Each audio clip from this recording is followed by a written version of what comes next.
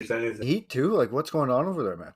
And we are back for another live episode of the Kingdom. We'd like to welcome everybody. We're having some issues here. Oh, one of the streams isn't working. Oh well. Pluck them. Glad to have you here, boys, folks, ladies, gentlemen of all ages from across this beautiful country of ours. We are back. We made it off the island, back to the inland, and we're glad you could be with us tonight. So without further ado, let's get to it, boys. We'll see you in exactly 30 seconds.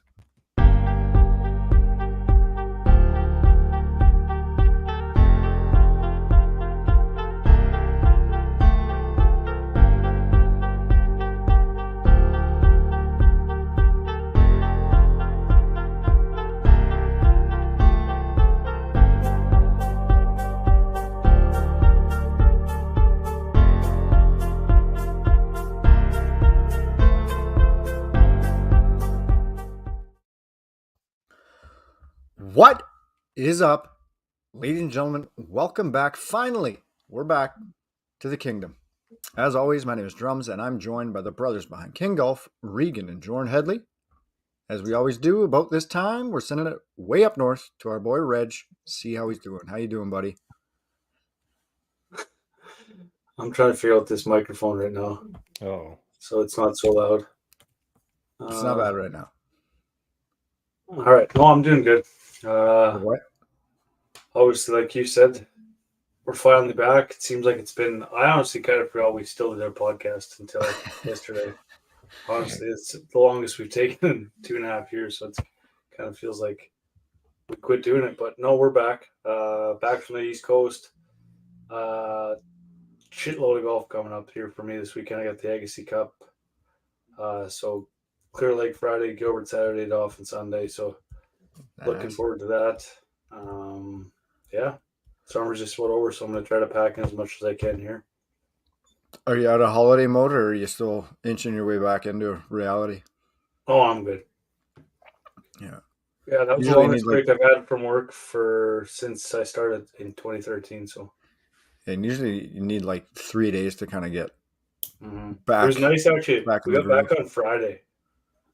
Oh, that's not bad at all, actually. Yeah, we had the whole long weekend to get back in the swing of things. I went to work on Sunday and Monday, so just to get caught up a little bit. And Jor, how's things out in Rossman? Top of the evening to you, ladies and gentlemen. We got a comment in the chat. Oh, Ches. Welcome, Ches. Good to have you, buddy. I'm actually at an undisclosed location today. Yeah, no, you're Osborne. Well, we'll go with that. No, we'll go with undisclosed location for today. Things are good, though. Barrett's in the chat. Everybody's talking about Reggie's club toss. Was the highlight of the trip, Reggie? For you. Well, good to be back here, too. It just, I don't know. Things goes by so fast, man. We were here and then we were gone for a long time. And if it actually felt like we were there for a while, but now we're back and, you know, business as usual.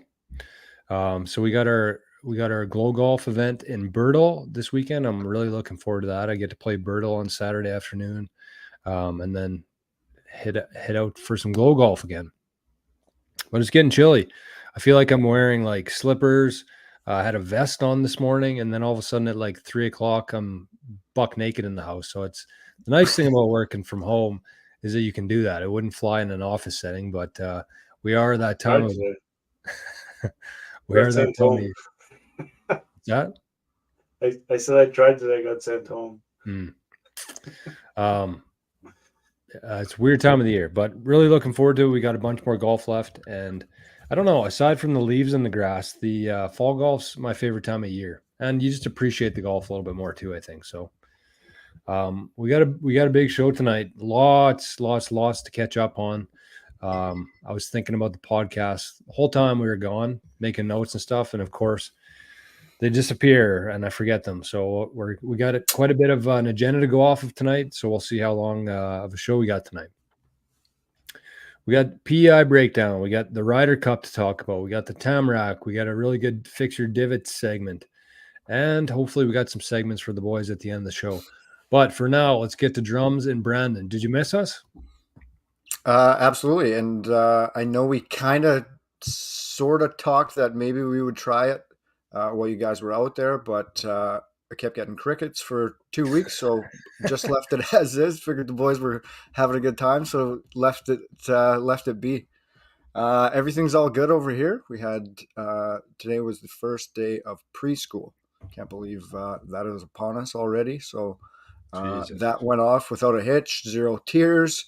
Walked out of there, no screaming, no crying. Kid survived, so we're good there. Yeah, I don't know, boys. I'm kind of in the fall mood all of a sudden. It just September hits, everything goes away from summer. Unfortunately, we got these last couple of weekends, hopefully. Get some golf in, and then we got our blue chair next week, little wind up. Last couple of weeks of league. So unfortunately, things are winding up. So we got to cherish them while we still can. Absolutely. And we will. Reggie, was your club toss over or under 40 yards? Well, the shot was probably 15, so club went further than that. So it was 15 plus. I would guess around 40 yards. 25 yards. No, it was further than that. Although it did go a little bit sideways, though. Club went further ball. Do you want to walk us through that while we're talking about it? Not really. Right into it. No. When you top the same fucking club 50 times in one summer, it eventually catches up to you. I don't know. That club will never be hit again. That's a promise on the Kngdom that 3-wood will never be hit again by me. Anyways. Snap it then. I probably will, honestly. Snap it live.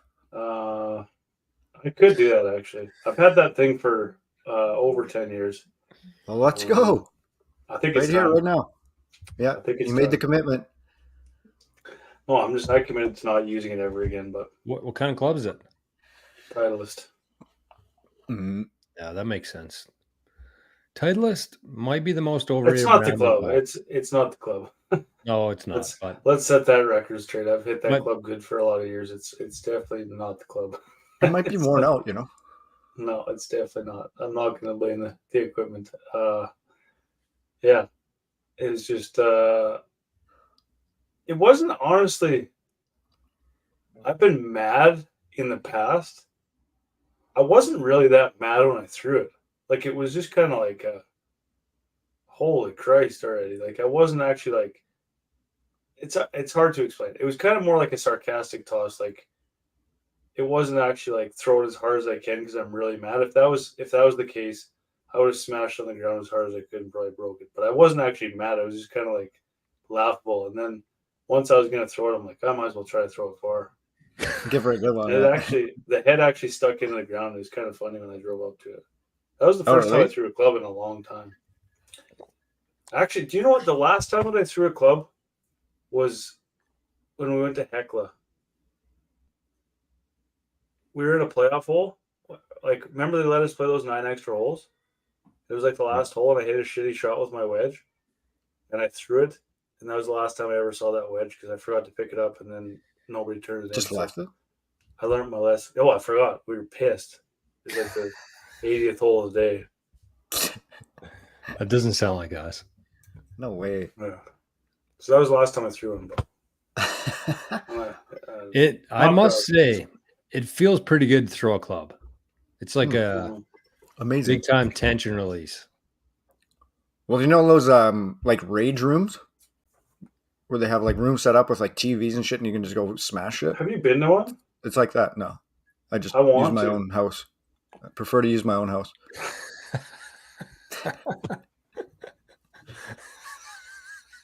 Cheaper. No, yeah, way cheaper.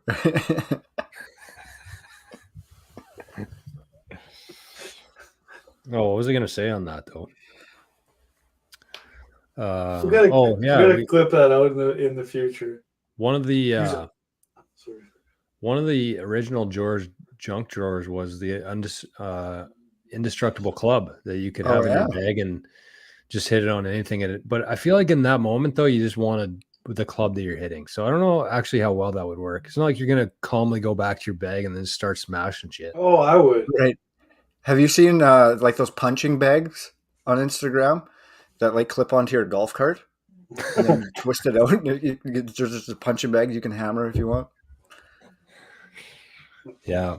There was highs, there was lows.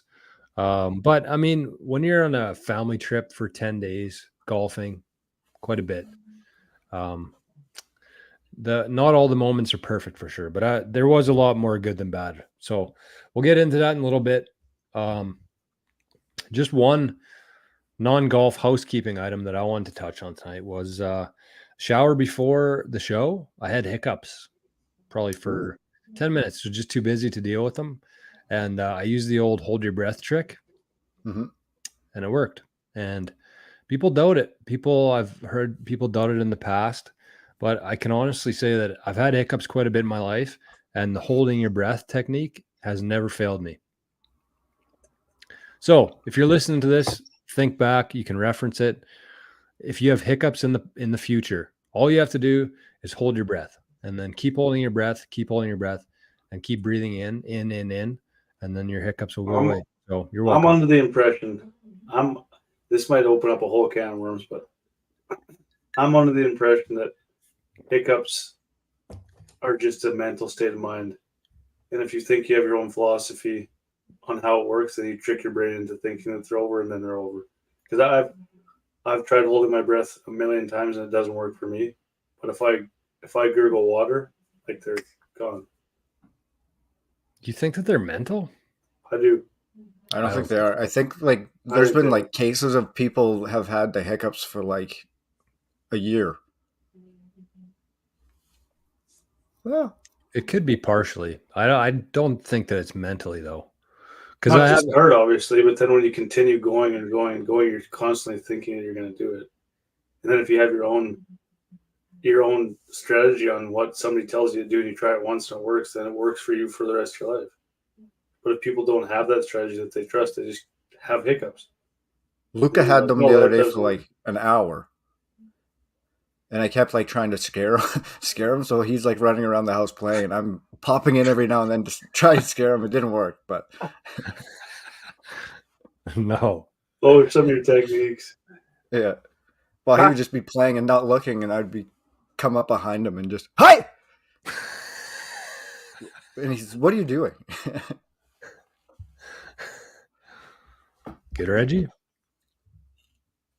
Time for Hank to go outside. Oh. Okay, let's get some golf. Reggie, what's our pal Cockrell up to? You've been tweeting about him a little bit. He's at the Irish Open. Ooh, baby.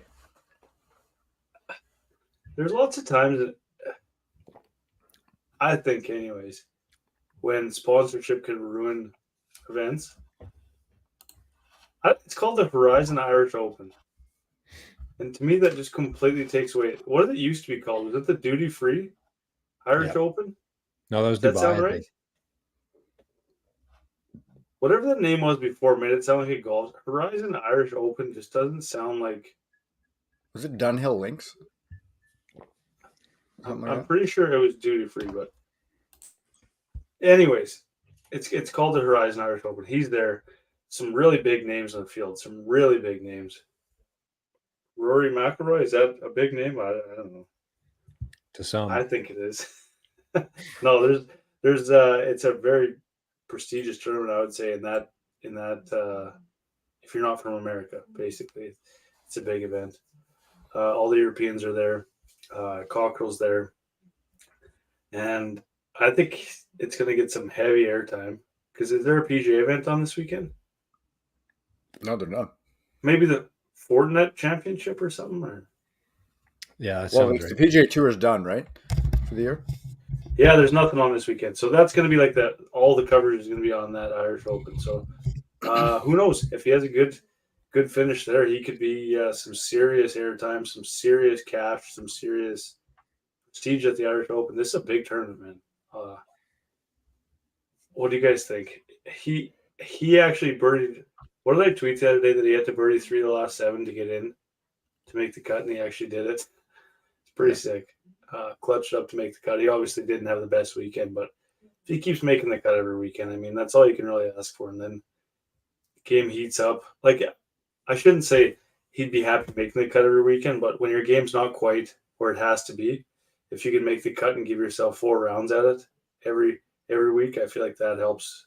You know what I mean? Those extra 2 rounds help in tournament play to get some momentum, and also just to tune your game up. And that tournament golf, you can't practice money. tournament golf until you're there. And money, yeah.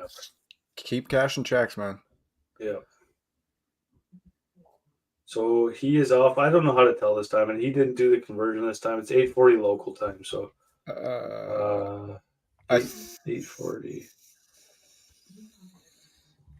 It's 2:50 there right now. So in just under 6 hours, he'll be playing. So 2:40. Sounds right. Yeah. I've been reading, not I've been reading, but when we were in PEI, I brought a book that links whatever it is. It's a story about a caddy who was touring on the Euro tour. And the coolest thing for me is just how different the times were then. Like, they'd hop on a caddy bus, all the caddies, and they'd drive to different venues together. And it was just like a shit bus, the stories from that. But this guy who's making... The guy who is caddying, his player was making like, say, $4,000 an event on average, and he's making 10% of that, or 5 to 10% of that.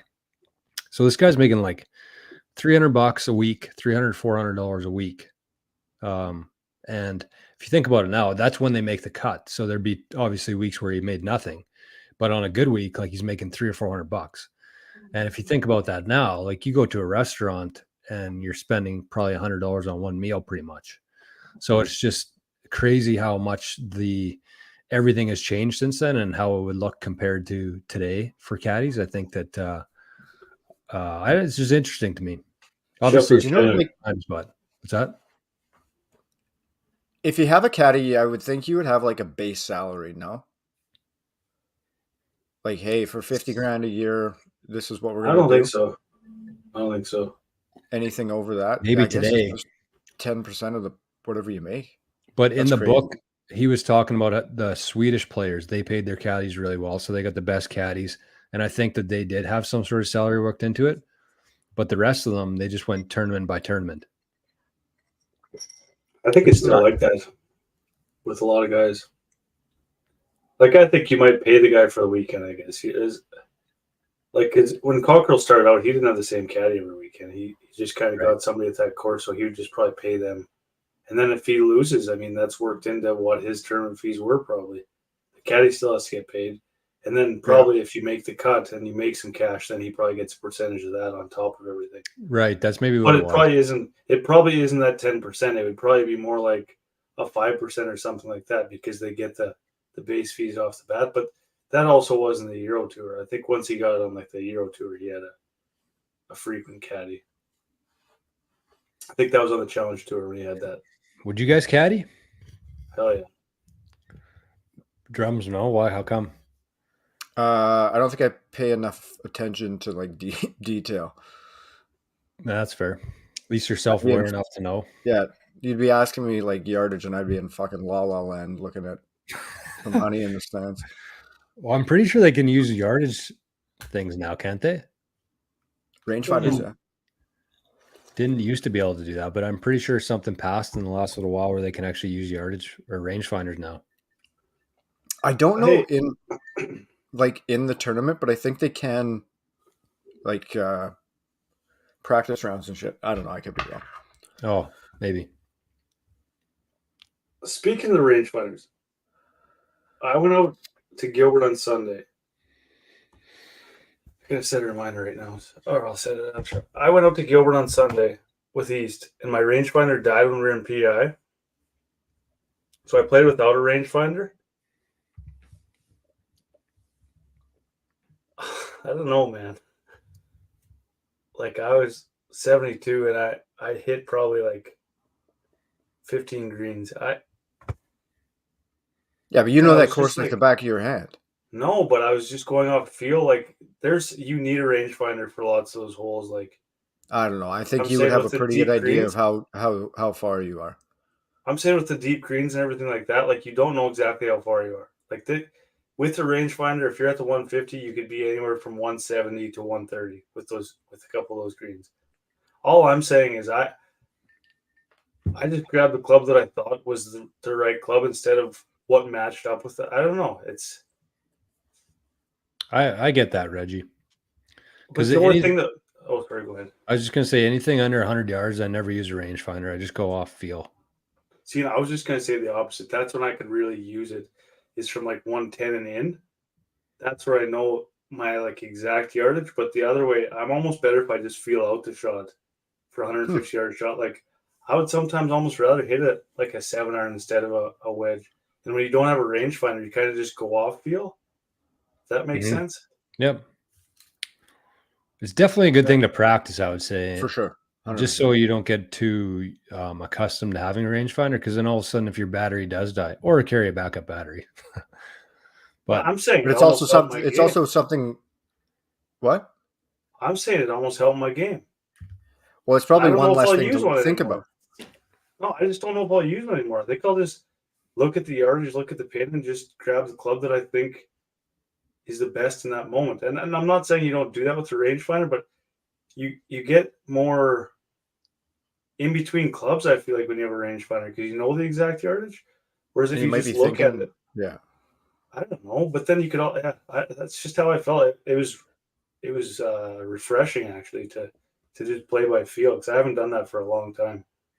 And yeah, I guess that is all mental and just take it off your head. But it probably is a thing you have to figure out how you work with a rangefinder too, right? Like not everybody's going to be the same. Like, yeah, it's it's like analytics in hockey. Yeah, it's a piece of information that you can use to make your decision, but it shouldn't be the be all end all, right?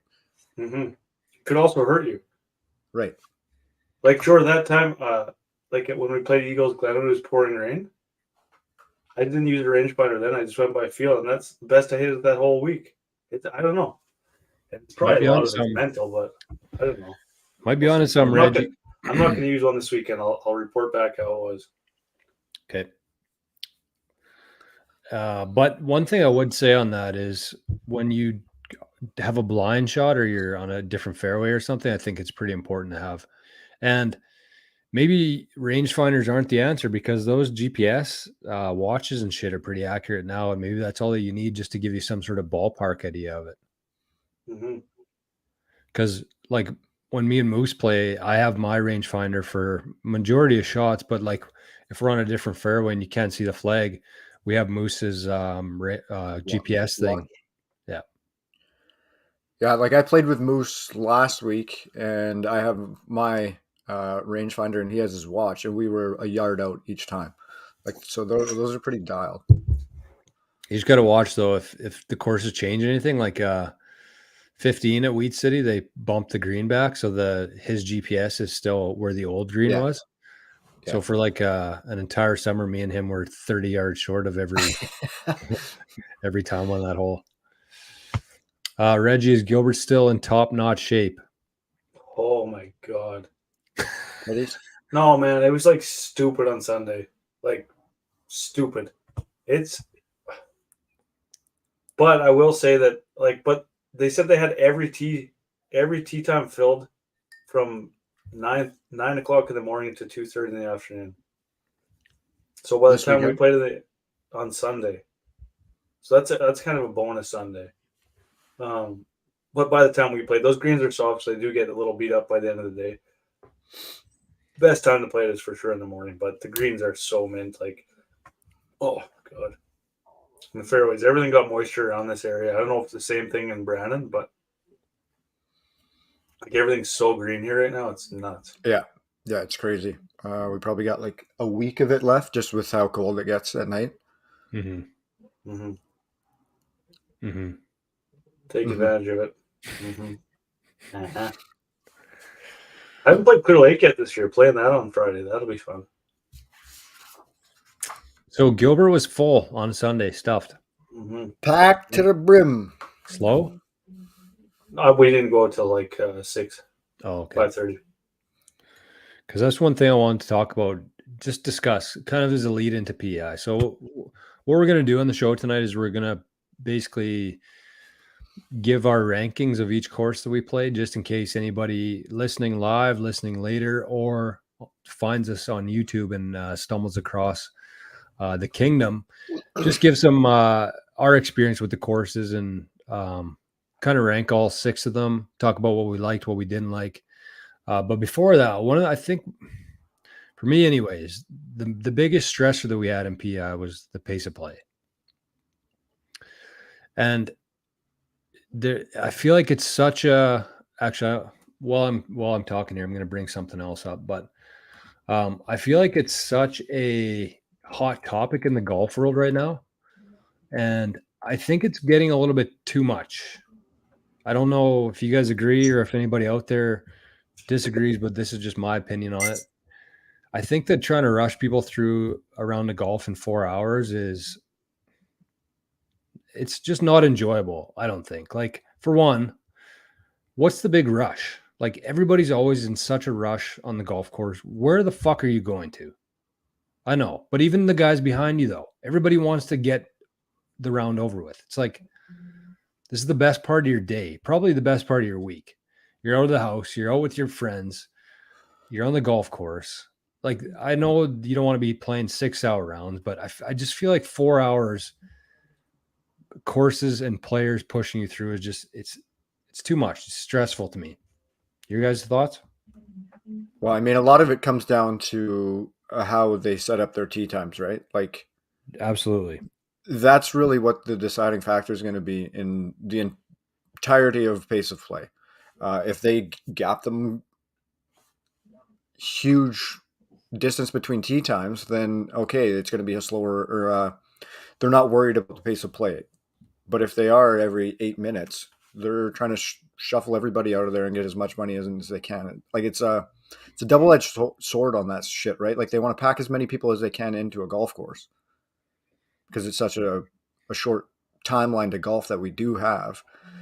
And then at the same time, they don't want each person to have that 6-hour round because then you're going to get more complaints. Right. And then like it adds like I'll be honest, like it adds like internal stress in the group For sure. because you're like, fuck, hurry up. Like, But I think like people 4.5 waiting on should the be tee. the target. Right. I'd say Yeah. 4.5 to 5. If you're over 5, it's too slow. 5's crazy. Really? Yeah, I think so. 5's a lot. I mean, it'd be a slow round, but I mean, I'm not going to be the maddest person on earth if I'm playing a 5-hour round. Like, I don't know. Maybe I'm the weirdo here. Well, it depends on like I what the think situation I'm probably is. Like, 4.5 tops. yeah, 4.5, I think, is kind of the primo. Yeah, I don't know. I don't know. But I do agree with you that like all of a sudden it's the biggest issue in the golf world. Right. I think that's just, as we always come back to, I think it's just the media pushing it. As soon as something happens in a golf tournament where pace of play is mentioned, every person and their mom on Twitter or X is going off about it, and then it just X. all of a sudden it's the hot topic. Yeah, no, that's probably true.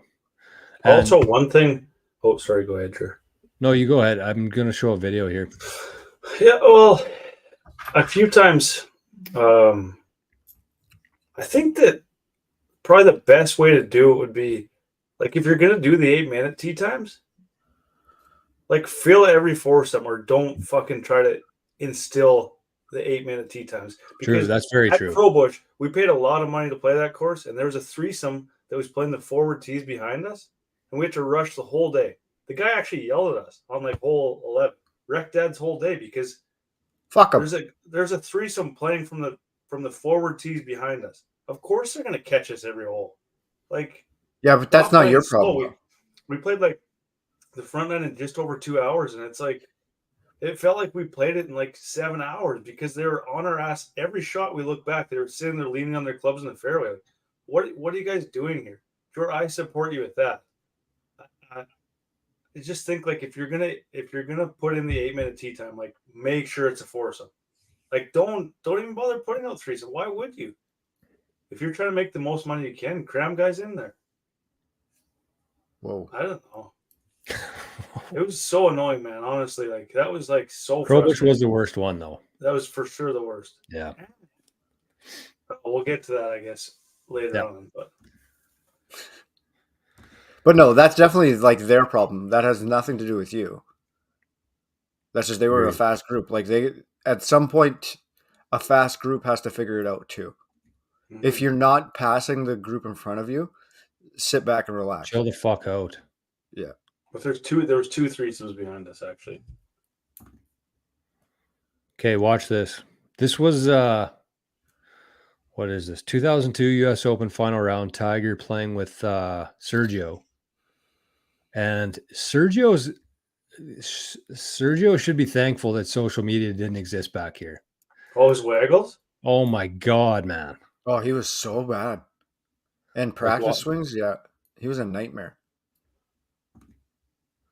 Okay, well, time this. This is just a random shot that I picked here. Okay, so 1, 2, 3, 4, 5, 6, 7, 8, 9, 10, 11, 12, 13, 14. They show Tiger. 17, 18, 19, 20, 21, 22, 23, 24, 25, 26, 27, 28, 29. Show him again. That's not real, is it? Yes, man. Every shot of his, he was over the ball for 35 seconds. He was tough. Like, this is right at the kind of end of the hype of him versus Tiger, eh? Pretty much. Because Tiger destroyed him. Yeah, well. But for me personally, like if I'm over the ball for like 5 seconds, like I actually start getting anxiety, and that's kind of what all I start thinking about is like I'm too long here. Hit the ball. I could not imagine, and that's just like with friends and family. I could not imagine spending 35 seconds over the ball in the final round of the U.S. Open with tens of thousands live watching and millions watching around the world. Like my head would probably explode. I get it. I get it, like freezing, but he wasn't essentially freezing. I would just be the shot. I would be the exact opposite in that situation. Like with the camera and the lights on me, you wouldn't even see me. I'd just be gone walking. Hit, walk, get me out of here. That's what I mean. Like, and so people are obsessed with this pace of play thing now because I don't know, it's just like the new buzzword in golf. But like Patrick Cantlay, I don't think has anything on Sergio back in 2002. Like not even close. Cam asks, is the marshal's job being overlooked? Should they be better trained? So the marshal that day actually at Crowbush came up to us a couple times, and he's like, there was a hole in front of us. He's like, well, I know that there's 3 guys behind you, a threesome, and they're playing from the lady tees. So don't feel like you have to rush. So that's what the marshal told us. But that doesn't change the fact that they're literally, when we're putting on greens, or when we're teeing off on tee boxes, they were already on the green.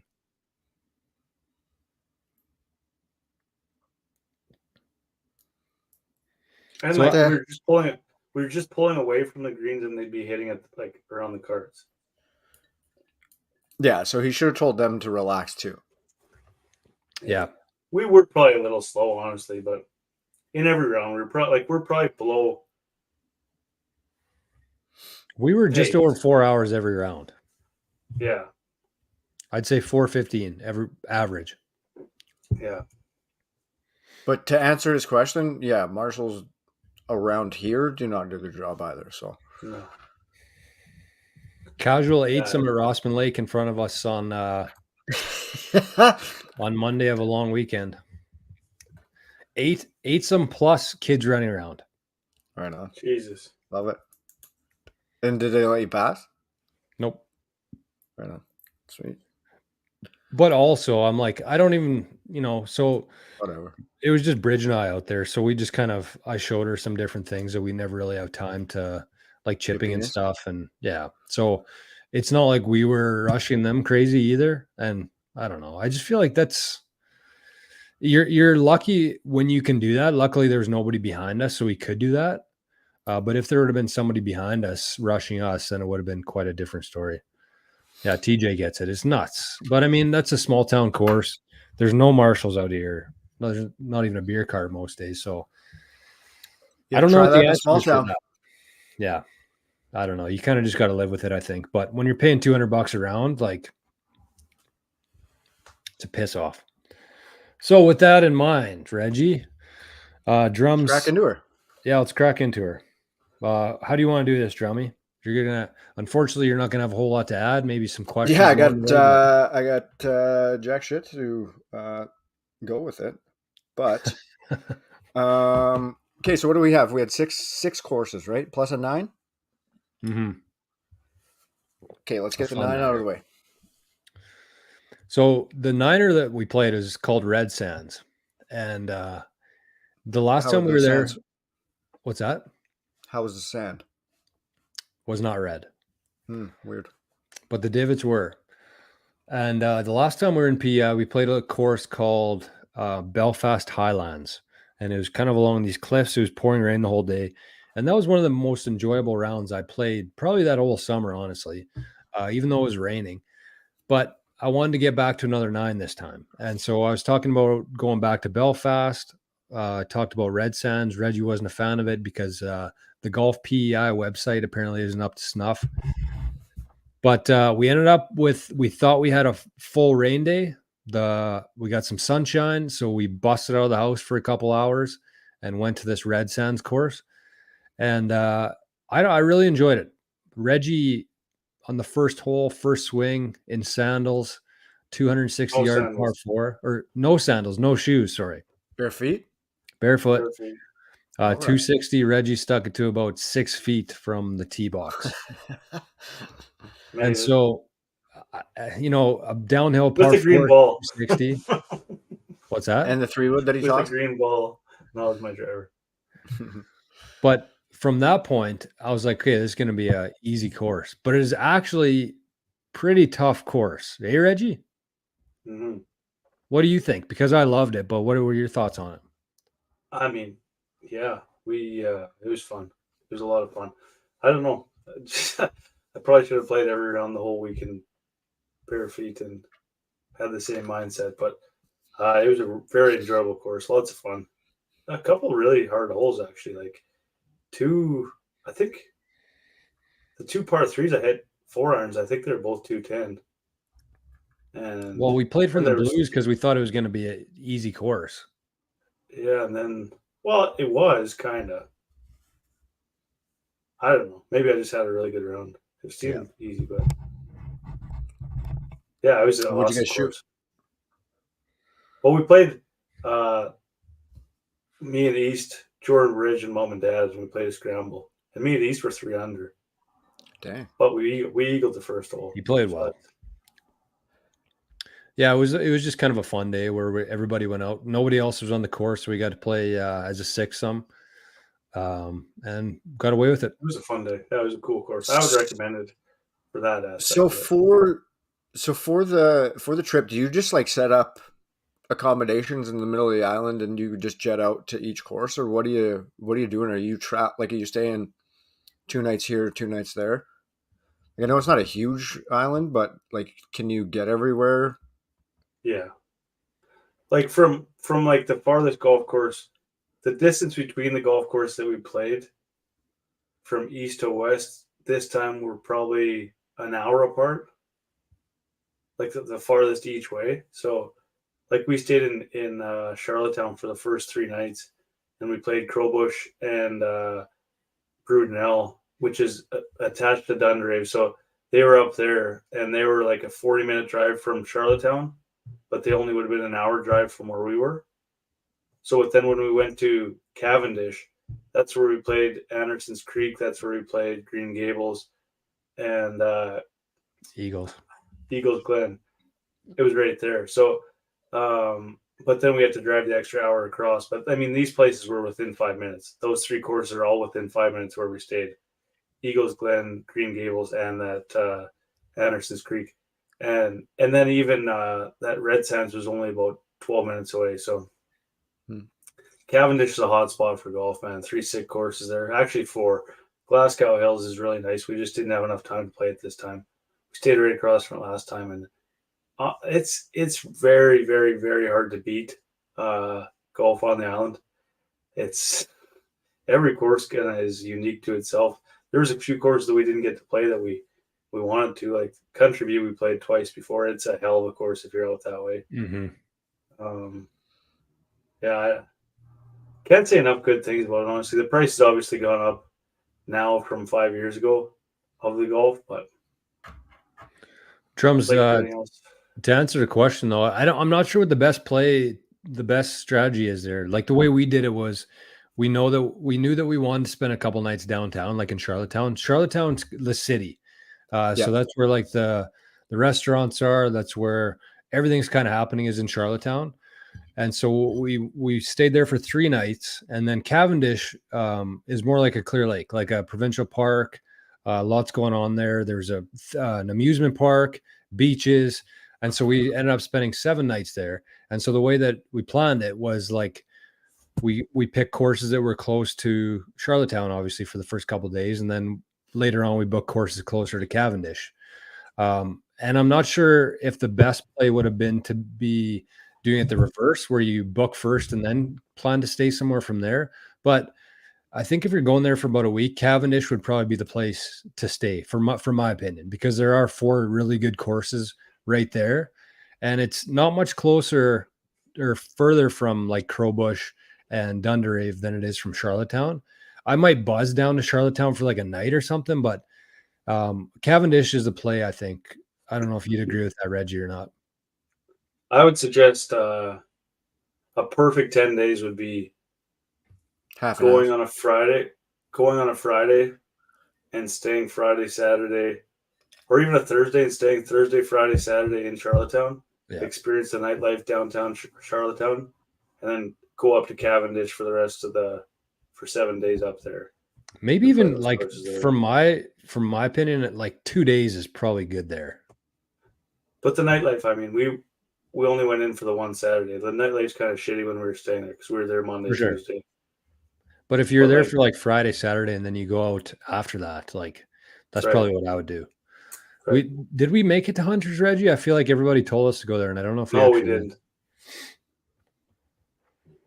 Okay, what was out of 10? Out of 10, what was Red Sands? 8. 7.5, probably 7.5. Respectable. $30.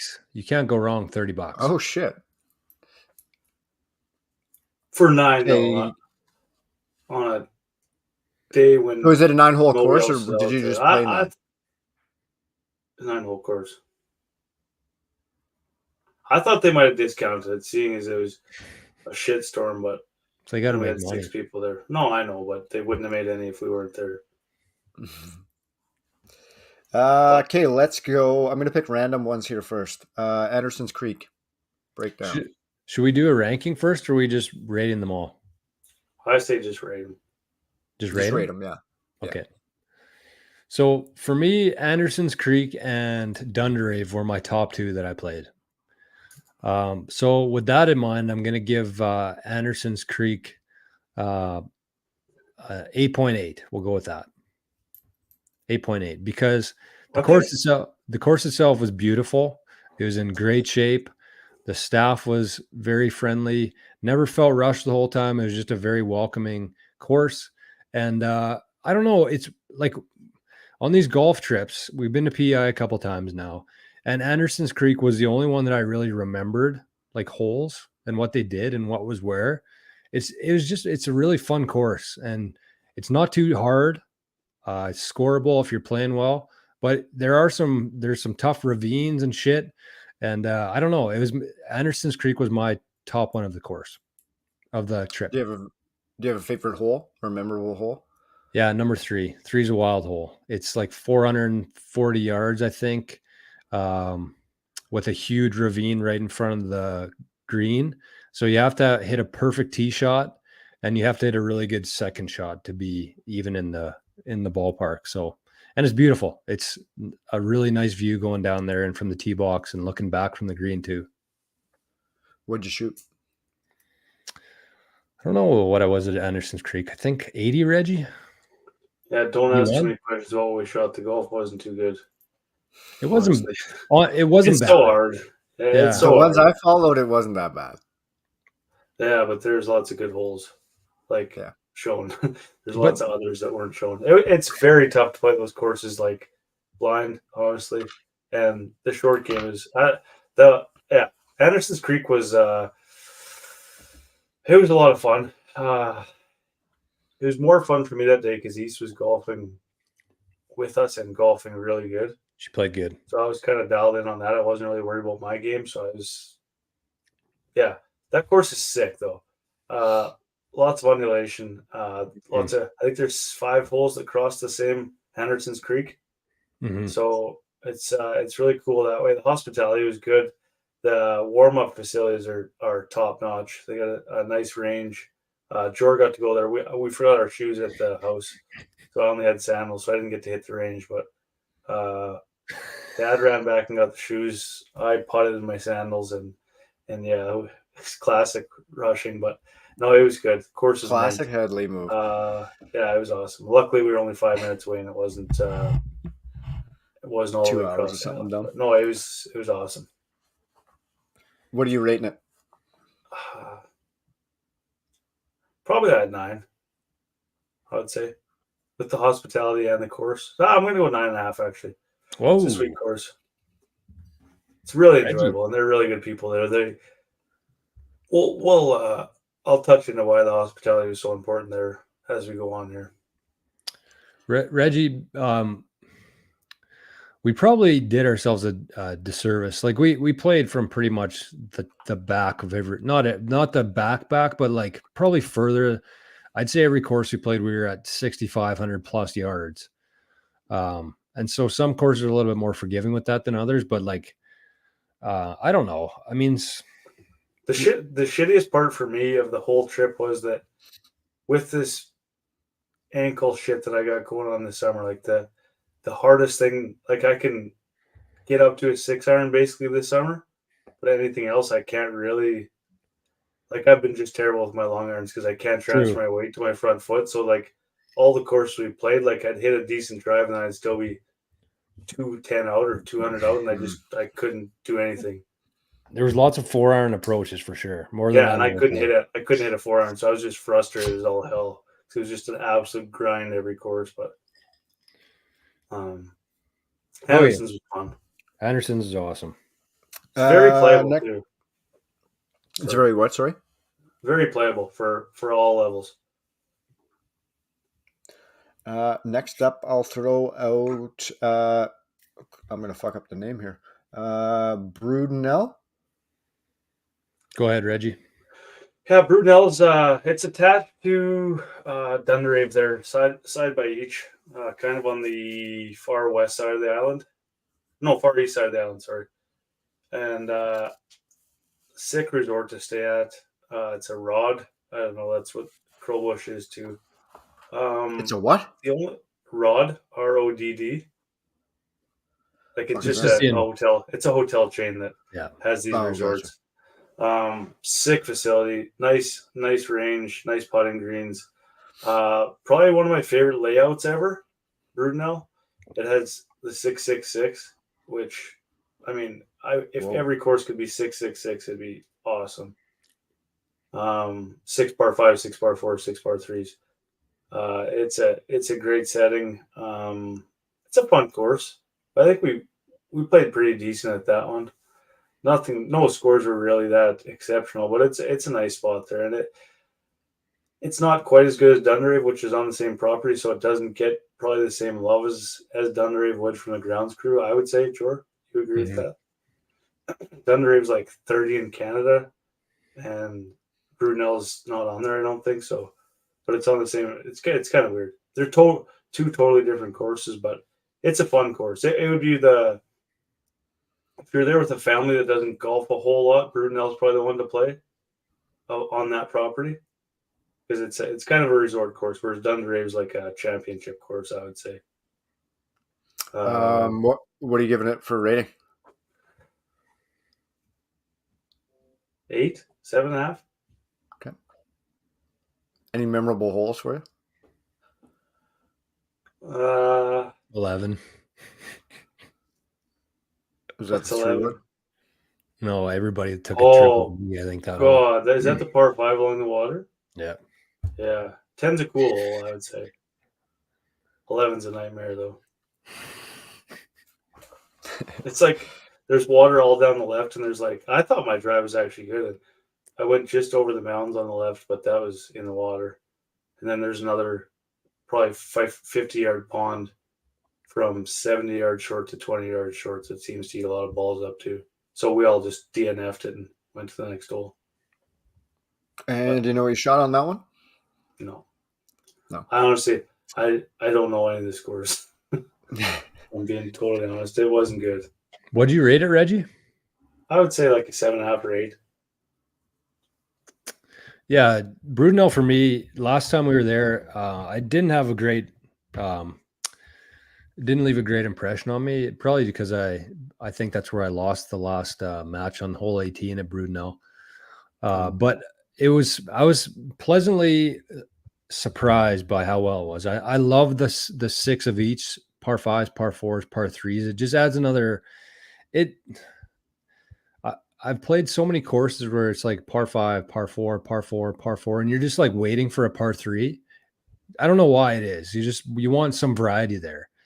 But then these ones, it's like every third hole, you got a par 3 mixed in there. Some of them are short, some of them are long. It had some beautiful scenery right along the Brudenell River there. And it was in pretty good shape. As Reggie said, I think that the Greens crew does pay a little closer attention to their premier course there, Dunderave. But overall, I'd say I'm going to give it a 7-9 for Brudenell. Good. Oh, I'll lump it in with all 3 of the rod courses. Go ahead. Crowbush. I'll go with this one, Reggie. For me, I don't know if Reggie's going to agree with this or not, but Crowbush was not my favorite. As we were talking about before, it was very rushed. The people there were not the friendliest. I think Reggie was going to talk on this before, but kind of later, but kind of how the trip started was there were 6 of us, right? So we had me, Reggie, mom, dad, Bridge, and Easton. And so the girls were going to just come along and walk and just, treat it like a hike almost. Cause a lot of these nice courses are like scenic stuff to do. There's a beach on Crowbush too, that you can kind of hang out on. But they charged them, I think $30 each, Reggie, to ride along. $40 each. Okay, it was like $40 or $45 each. So not only did they not let them walk the course, which is what they wanted, they didn't want to fucking drive around on a golf cart and watch us. Like they just wanted to chill out, right? Walk, get some exercise, get some fresh air. So they had to get a cart and they had to pay $40 each. So that's how the trip started. And it was just like it was a rushed first hole. The lady there was not overly friendly. The first 3 or 4 holes were wiped out by the hurricane that went through there last year. Paid $200 too. So it wasn't like it was a normal round of golf. Like you pay $200, you're like, okay, well, this better be the nicest course in this whole area. And so the first 4 holes there were pretty destroyed by the hurricanes. There was hardly any trees there. So it was kind of just like an open 4 holes there. There's some nice holes over water. The ocean's right there. It's the only course we played that was on the ocean. But I think there was a local that was talking to Dad, and I think that their quote was something along the lines of, they think they're better than they really are. Something like that. Okay. So in terms of everything, like the charging for the carts, or for the ride-alongs, the price, the hurricane damage, I'm going to give it like a 6-9. Okay, so in your Yeah. mind, is it over? Did you guys play it last time you were out there? Yeah. And And honestly, I thought the same thing last time. okay, so is it the most overrated course you've been to? In PEI. Well, like our entire kind of childhood, it was always like put up there as like the best course in Canada, right? And I think that it was for a while, or maybe, For a long time, it I don't know was. what it's Yeah, ranked it now, was ranked up there. Yeah. but they charge like they still are the number one course in Canada, and they act like they're still the number one course in Canada.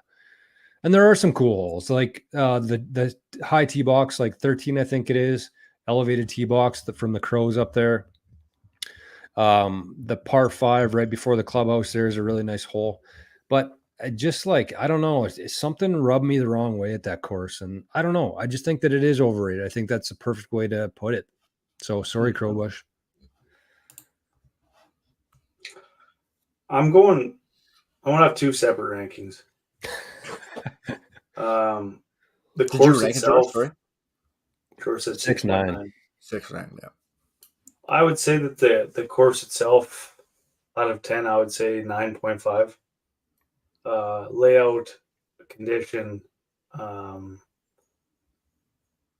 just the tee markers. It just seems like you're on such a prestigious course when you're out there.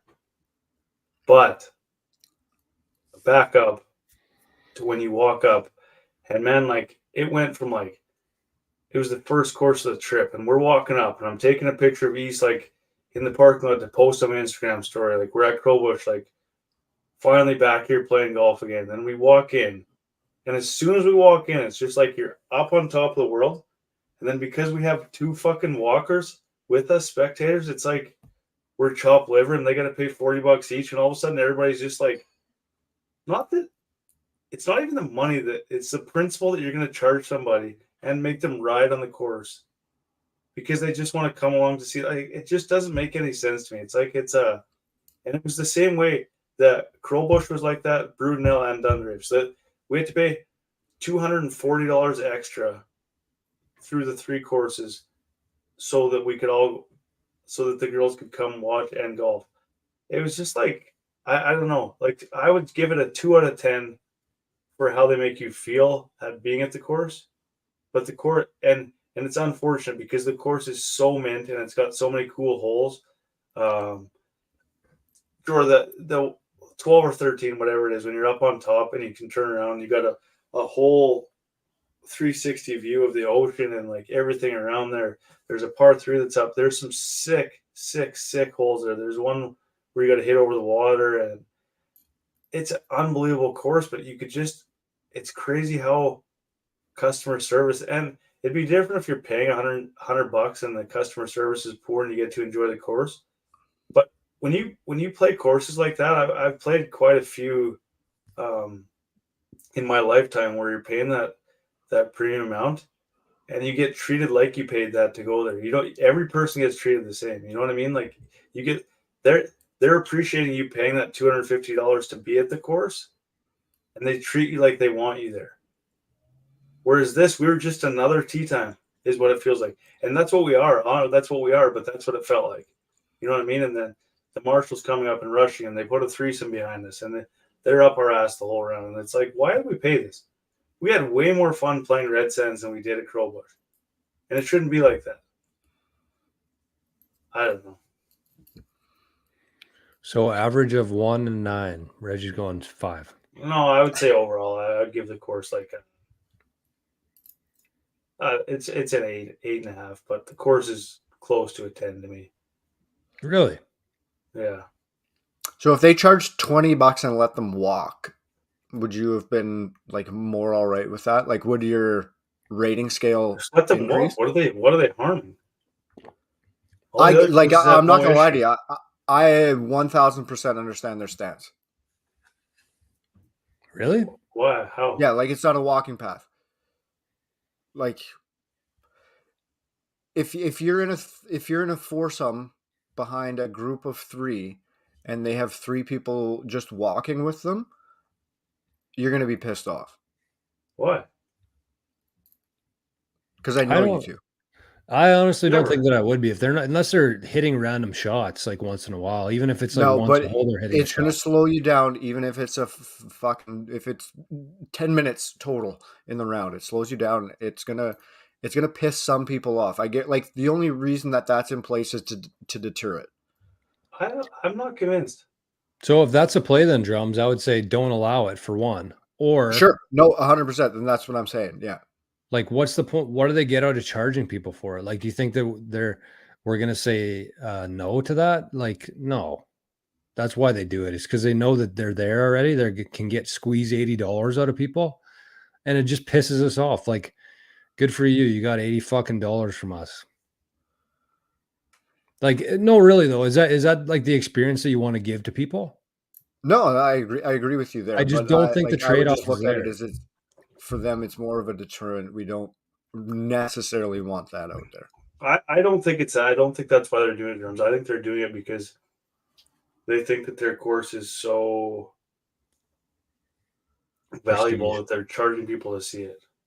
You could be like you would definitely have more. Because I think that they said they could. I think they said they could walk if they wanted to, but we're like, well, if we're paying for the cart, like, you might as well just ride the cart, right? Oh, so they just charge them as a half cart A seat, yeah. rental. Yeah. Mm-hmm. I don't know. I don't know. There's part of it that me as a like in the business side of it, I do understand it to an extent. But like you said, it doesn't help your experience at all. Which Like is the other three on which the is other what side you of the go to a island, like golf course Cavendish, they for. didn't give a shit Mhm. at any Yeah. of those places. Yeah. And they're the same quality of golf, aside from Crowbush. Crowbush is a level above every other course. Oh yeah, let's move on past Golf Crowbush. course. Give me Green Gables. Reggie. Did you meet Anna? Anna, not Anna. No, it was. I like Green Gables. It's a fun course, really fun actually. How would you describe it? Like, it's Similar to Clear Lake. similar to Clear Lake, very similar. More water A though. little less hills, hey, More water. more water, less hills. It's a nice course. It's a resort course, is what it is. But it's in great shape, like It was phenomenal primo. shape. Yeah. I think it's up there. Like, I think like probably 4 of the courses we played are in the top 100 in Canada. I think Dundrave is for sure. Crowbush, Eagles Glen might be up there. I don't know, but Green Gables is always it's a great track. Lots of a couple reachable par fives, which always makes it fun, and a couple really tough holes. Mm-hmm. Like they give you some freebies. Like there's a couple easy par fours, but then there's some freaking tough holes, man, and it can get pretty grindy out there. But it was overall, I would give it a 9. You're generous, right. Reggie. I like a lot of those courses, man. It's tough to argue with anything. Mm-hmm. Yeah, Green Gables for me, beautiful course, very friendly staff, great condition, some fun holes, some tough holes. All you really want in a golf course. Plus, there's the Anne of Green Gables house, which you can see from like the 12th or 13th hole, which has a lot of meaning to certain people. And it's kind of cool because the tourist center, as we showed on our story there from the match we played, is literally right on like the 18th tee.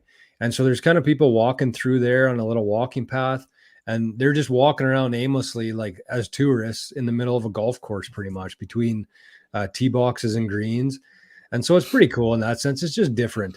And if you're into the history and stuff like that of Anne of Green Gables, just adds a little bit more to it. So what did I give Anderson's Creek? 8-8. I'd say I'm going to give Green Gables just an 8-0. Good course, nothing spectacular, but highly recommend playing it for sure. Anybody who's out there, pretty good value too. Give me Eagles Glen. Eagles Glen. So this was about a minute away from where we're staying in Cavendish. And one of the rain days we had, all the courses were closed. We went to Eagles Glen, no cars in the parking lot. I ran in just to be sure that we couldn't play. The pro shop guy was in there. had a bit of a conversation. They weren't going to let us on. I kind of talked him into it. He called the greenskeeper to see if we could play. We ended up playing the back 9 because it was a little bit less wet. And we played 9 holes there in the pouring rain. It rained the entire time. But that was a highlight of the trip for sure. It was a lot of fun. And then we played 18 the next day, I think, in the not rain. And I don't know. I'd say it's an underrated course just because Anderson's Creek and Green Gables, it's kind of right in the middle of it. But it had some really cool holes. I wouldn't necessarily say it compares to some of the Crowbushes or the Dunderaves. Even Anderson's Creek, I think it's a little bit lower tier, but for the value, for the staff, much less rushed, more of just like a chill environment there. Eagles Glen, I'd give it about a 7-9, just under Green Gables, I think. Yeah, I think that it's almost from a pure like playable stance, it's such a fun course. Like it is like, oh man, that's the most fun I've had both rounds. Like the 9 that we played in the pouring rain, and then the next day playing there again. I just had so much fun, and the course is so green and in such good shape. It was in the best shape that it possibly could have been in. The greens were rolling like that day. It rained for like 24 hours straight, and we played it in the pouring rain. And the greens were running like most greens around here at that time. And the next day it was no different. Lots of cool holes. Very playable. Like I would say that Crowbush is tough for a lot of golfers, and Dunderave is tough. Eagles Glen is very playable for just about every category of golfer, and it's absolutely mint at the same time. I would give good it views too. Man, the whole time you're like drums, you're like in this valley, and like you pan around, and it's just like spruce trees. Like it's like you're all of a sudden you go from being in town in Cavendish to like where the ocean's on one side, and it's kind of just like a little clear lake. And then you get out onto this course, and it's just like everywhere you look is just like forest, and you don't even know where it comes from because you don't really see that anywhere on the island. But all of a sudden you're on this course, and that's all you can see from there. And it was definitely one of the top courses for me. I'd give it an 8.5 probably. No, I'm going to give it a 9. I would put it in the same category as Green Gables. Couple 9s. Different though. Different for sure. It was in the best possible shape it could have been. It was just, it's a really playable course. It's a lot of fun. Lots of different shots you got to hit on it. Hardly any flat spots. Yeah. And then the last one we got is Dunderave. Go ahead, Reggie.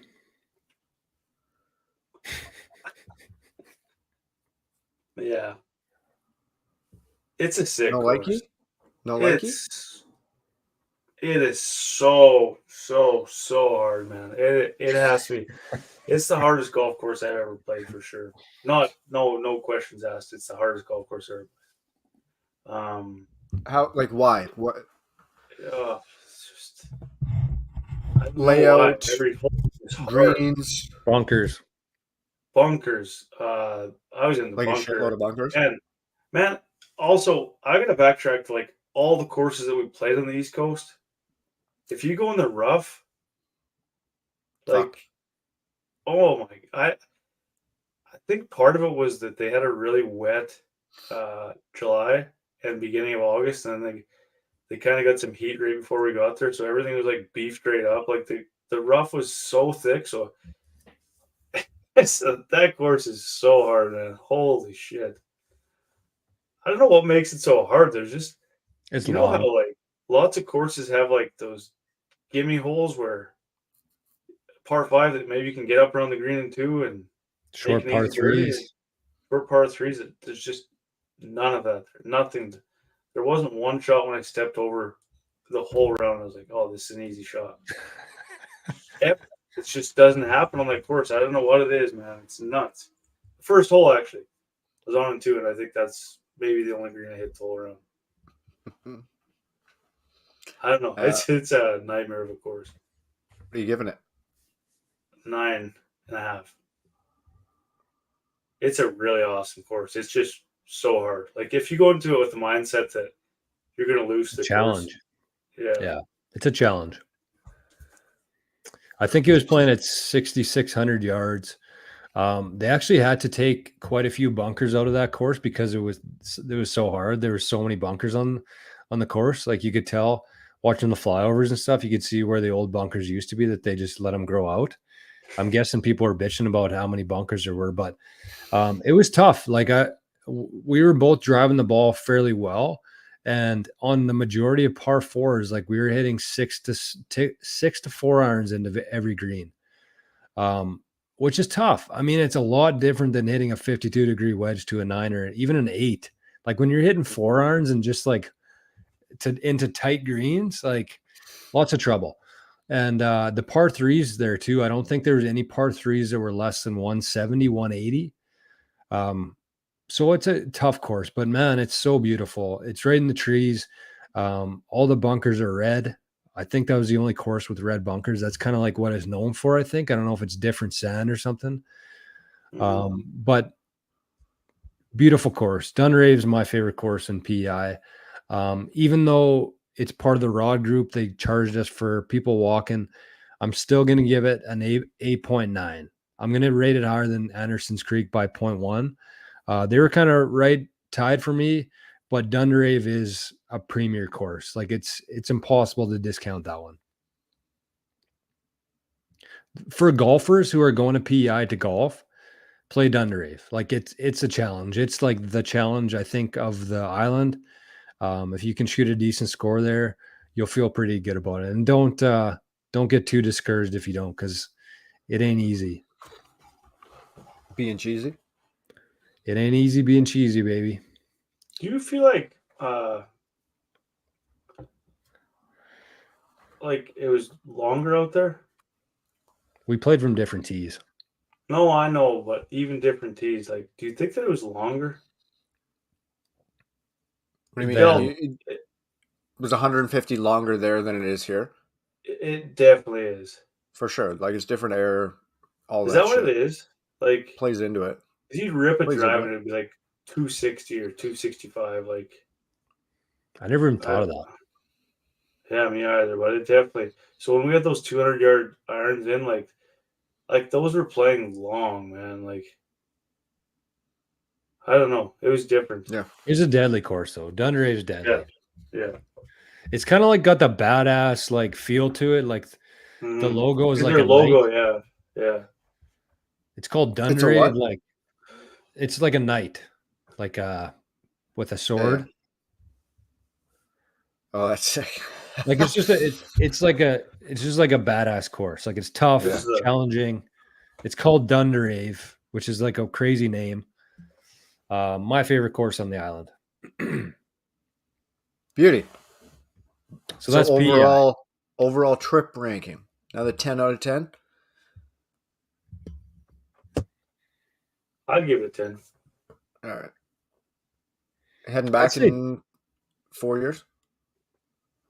I'd say I'll be back there for sure. Such a good island, such great people there. Other than a few hiccups here and there from like, we were there last time right before the pandemic. And so obviously life is a lot different now than it was then. And that's kind of what we had to compare to. Just small things like the first time and second time we went there, they had free mussels after every round. Like you could just eat on the patio, have a beer. This time it was like $20 for the same thing. Nothing's free there. But that's just the reality of where we're at in Canada right now. And yeah. Also the last time we went, Golf PEI had just started advertising on TSN and they were kind of just getting going. Now they've made it, so it's different. That's fair. Okay, Reggie. Give it to me. Fix your divots.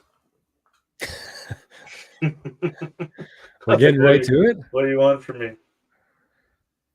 Got your attitude, bro. Do fix your divots. We'll clean up the rest of this after. It's a good one tonight. This week's Fix Your Div is brought to you by the Prairie Scratch Tour. Shout out to Jordy. Shout out to Jordy. I'm just sorry. Give me 1 sec here. I wasn't prepared. I know they have a big event coming up. Do they Tour not? Championship. Tour Championship, right? September 16th and 17th at Breezy Bend. I've never played Breezy Bend. Have you guys? Played it once. Junior event, I think, one time. Was it high school provincials? Might have been Or high was school. That's what it was for you I guys. think we Yeah, I think we remember played the it. I think we played it twice actually. Like maybe the rural amateur, rural junior, and then provincials once. Sub Kenny. Kenny in the chat. Anyways, this week's Fix Your Divot segment is brought to you by the Prairie Scratch Tour. The Prairie Scratch Tour is the most competitive amateur tour in Manitoba by far, bar none. Something that has been needed in this province for a long time.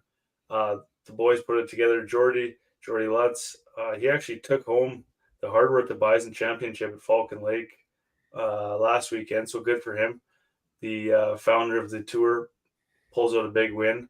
The Tour Championship coming up this weekend, September 16th, 17th at Breezy Bend. It is the top 16 from the amateur division and top 4 from the Legends division. And yeah, can't say enough good things about it, honestly. I know we say it every week. We're getting there next summer. We will play an event next summer. Mark our words. We or you? Well, I don't know. Now you're changing it up. Yeah, I'll play. You started this. I'll be embarrassed. I'll be embarrassed. Who did? But I'll play. I did. Jordan. George started. Yeah, I'll play. I like the sound of the Bison Challenge at Falcon. We might have to get up there, play a couple practice rounds, and then have at her. Of course. You're not going to be able to. Reg? Yeah. You're not going to be able to slip into the chat a new guy and not get a shout out. So can you guys see boxes there, or is that just my computer?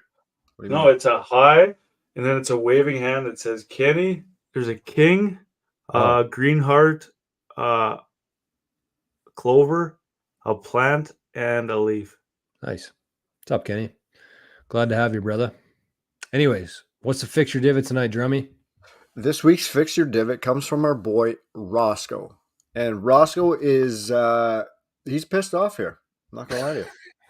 This one is sent all caps. So he was dead serious on this one. And Roscoe's big beef is bunkers not being raked. It's out of control lately. It's okay to rake people, he says. I'm with him 100%. At the same time, I fall into the category of if I step in it and it is the same texture as cement, fuck it. I am not raking that motherfucker. So I'm going to put a bit of this on the course to either get some sand and I'll rake that or leave me alone. Because nobody else is raking it, so I'm not going to be the one to rake the cement. It's the broken windows theory. We've talked about this before. And there's also another pet peeve. Somebody's talking about the garbage. And that was actually one of the things that surprised me most about PEI was there was so much trash in like the bushes and shit. Like just random beer cans everywhere. It was nuts. Wow. Yeah.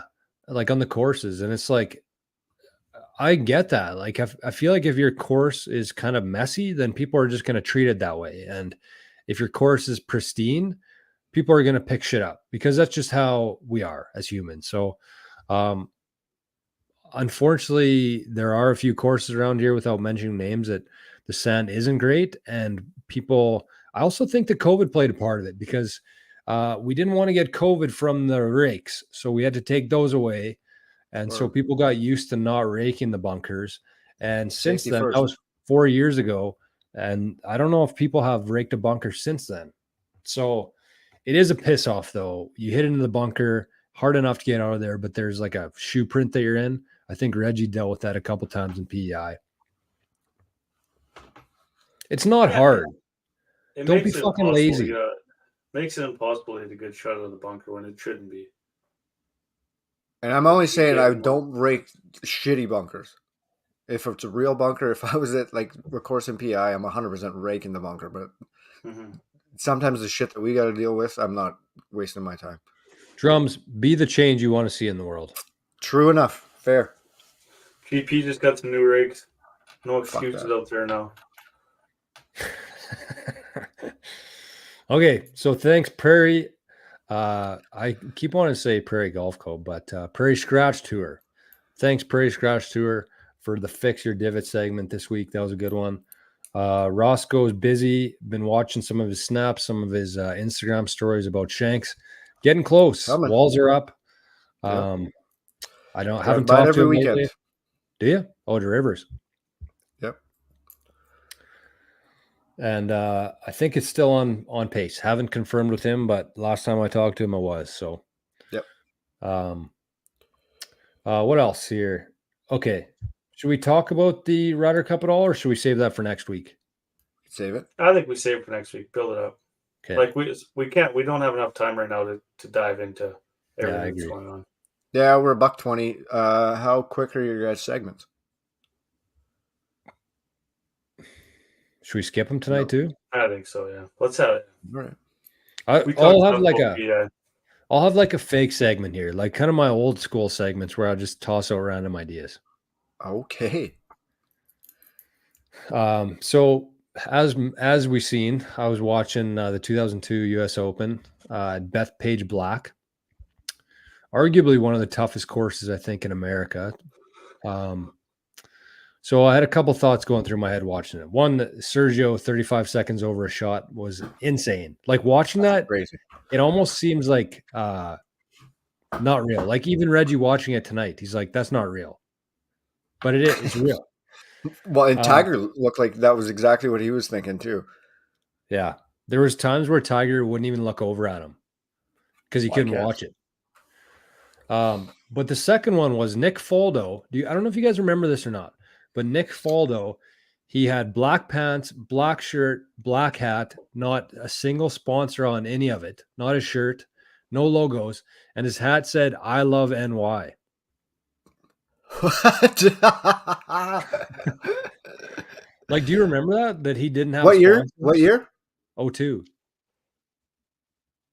That was the US? I don't know. It could be like a shout out to 9/11. Could have been. Yeah. But I also feel like it was weird that he didn't have a single sponsor on anything. He had New York as his sponsor. George W. Yeah. So that was one thing. That's still crazy. And Yeah, to not, right? I've never seen that before. If that's not the context, if it's not a shout out to 9/11, like that's a crazy get up. Crazy get up and crazy like play. Like he's Nick Faldo. He's not like a no-namer. Like I feel like he'd be one of the guys getting cake. Okay, but the second one here was that there were some like 600-yard par fives. There was like a 409. It was crazy. Like the holes were playing so long. And Phil was out there, Tiger was out there, Sergio was there. It was actually a really fun tournament to watch. But it got me thinking, I would love to see amateurs play the course right after the pros of the final round, just to see what they shot. And here's I wrote some ideas down. I'll bring them up for you guys. I got one for you there. Okay. What's our boy, Eric Anders Lang? Yeah. Mm-hmm. He's got a couple of videos where he's done the U.S. Open or he's done the U.S. Open courses after the U.S. Open. Really? Yeah. Well, maybe he's ahead of me then. Yeah. Who's hollering? I thought they were saying Jay. I thought that was Alyssa. Okay. So here's my plan. This is how I would do it. So you do a contest to play the same course as the pros. And you could either do it like right after, so follow them, but I feel like they'd have to clear the course before you could get out of there or get out there. But you do a contest. And then you have the same pins, same tee boxes, exact same course. And you have a camera crew out there almost exactly like they're following the leader. What? So funny. That just how like crazy it would actually end up being. But you Like have like if I ended up out there after those guys, like play from the same tees and shit, that'd be crazy. no, it wouldn't be just like a random contest. It would be like a play-in kind of thing. Oh, So there would be like a limitation, like you couldn't be a pro, but you had to play your way into the foursome. So you're still a good golfer. I think that would be if it was me or you out there or somebody shitty, like it would be I'm kind of a joke. It starting would it on take fire. 10 Yeah. hours, right?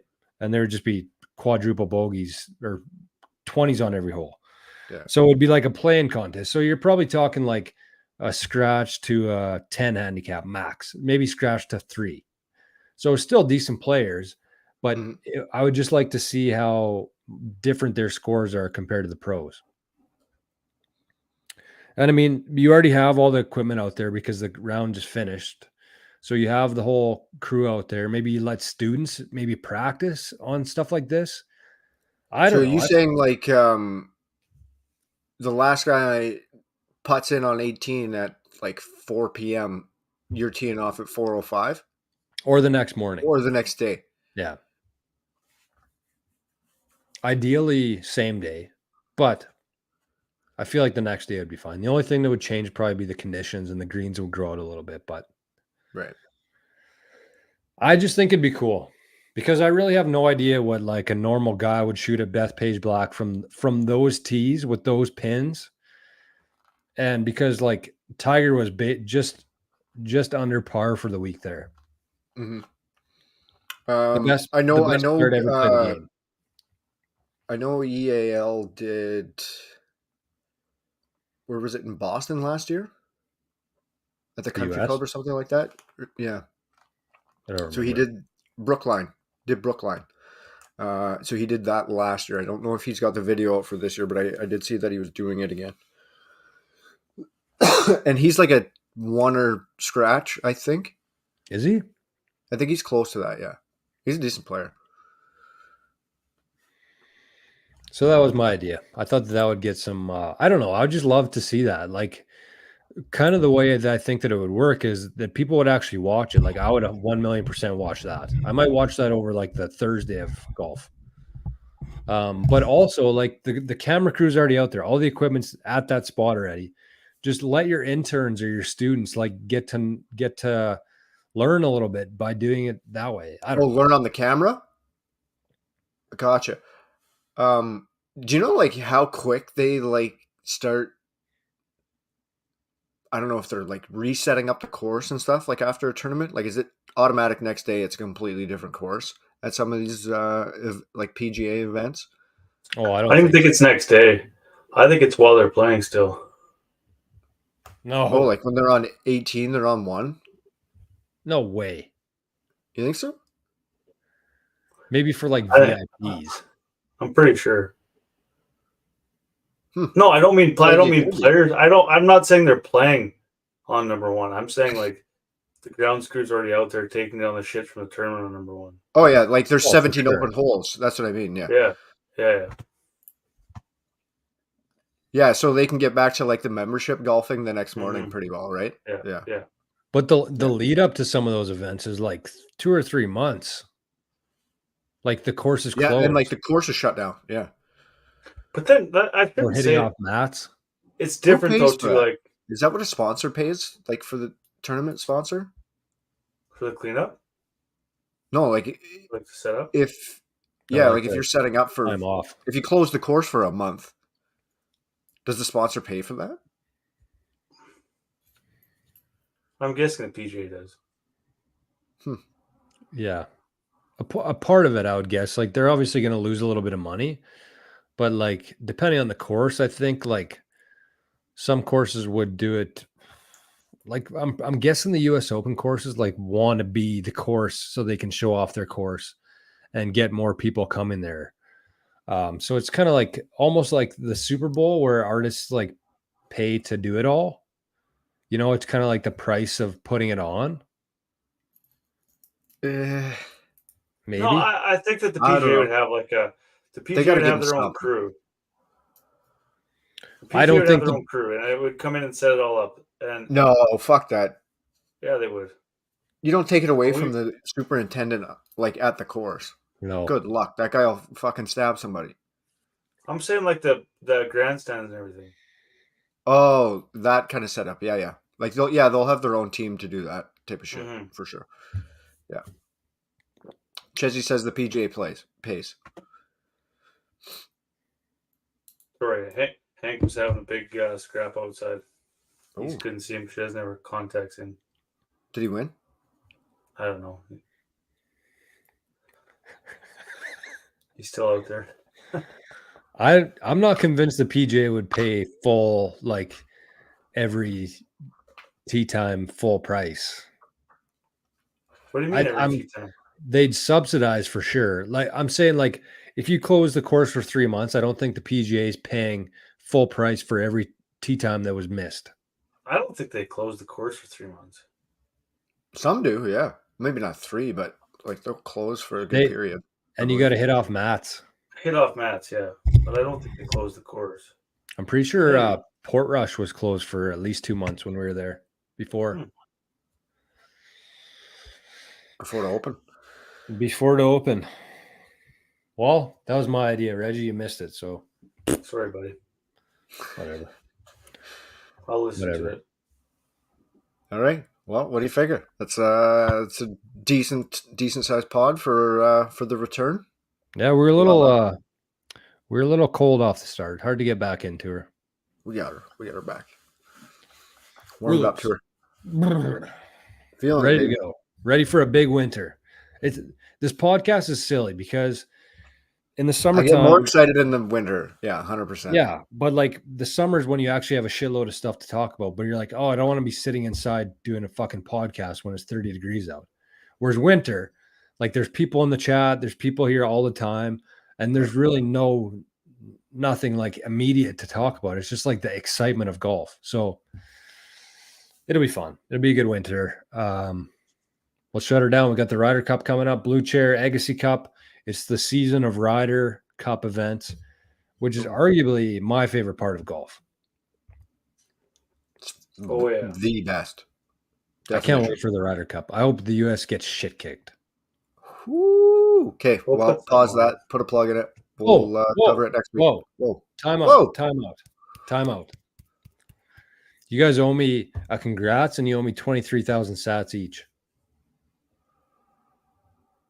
For Vic. Oh, Vic. I picked Vic and Xander. Those are my two picks.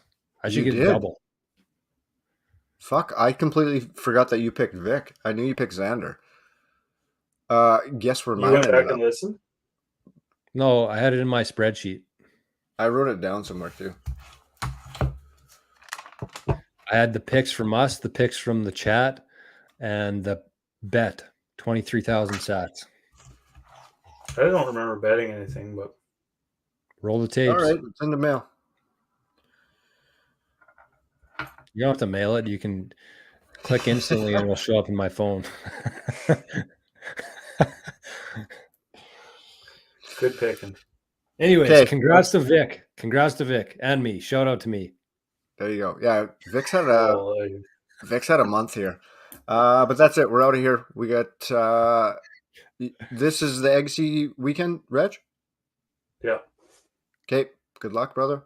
Have a hell of a time in Bertle Jor. She was a quick sellout, eh? Pretty quick. Not as quick as Rossman this year, but it'll be fun. Good. I can't wait to play. But good. So that'll be another good event. Oh, I'm a team captain this weekend too, so it makes the Ryder Cup even better.